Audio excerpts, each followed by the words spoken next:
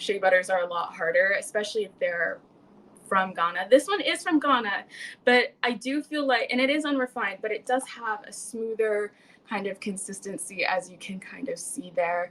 It's not whipped, but it's definitely not super raw, which is kind of what I'm used to. You really would have to work the product in your hands and then press it.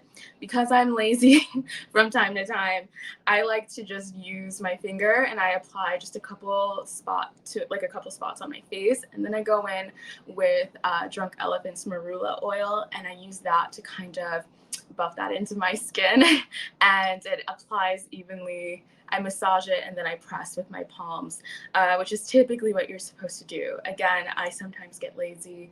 I just massage it into my face directly, but again, whatever helps. But I do love using this. It's super hydrating, especially in the winter times. New York winter is brutal. So, and from someone who's grown up in Michigan as well, like I'm just used to my skin being super dry. So this is great at hydrating my skin and keeping it hydrated overnight. I find that overnight creams don't really work well for me. They pile the other products that I've layered on, even if I wait a long time, or they just absorb way too quickly. But this is like the perfect moisturizer to use at night. It's heavy enough to last all night.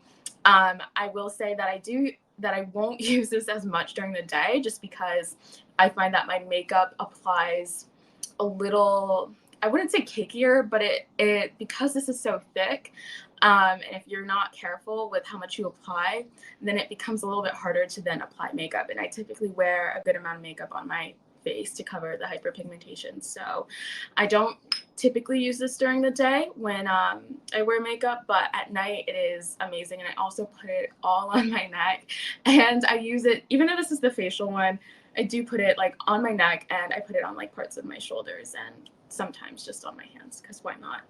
It is just shea butter, and there is no other added ingredients, which is amazing, because you oftentimes find that shea butter has scents in it, and it just doesn't need all of that. So that is the first part of my unwinding.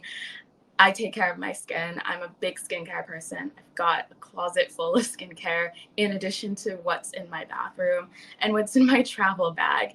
And I really love Buttah. I think that they are probably one of the best skincare brands for Black skin in general. But I also feel like if you aren't Black, that these products will work for you, and you would probably see great results with them as well. I love that it's formulated for Black people by Black people, because sometimes certain products don't target the melanin production that is found in Black skin. So when you're looking to even your complexion, when you're looking to brighten, to have an even skin tone, to target texture, it's a little bit different, just because our skin is different. So nothing wrong with that. But it's also important to know that there are brands out there that are meant for POC skin.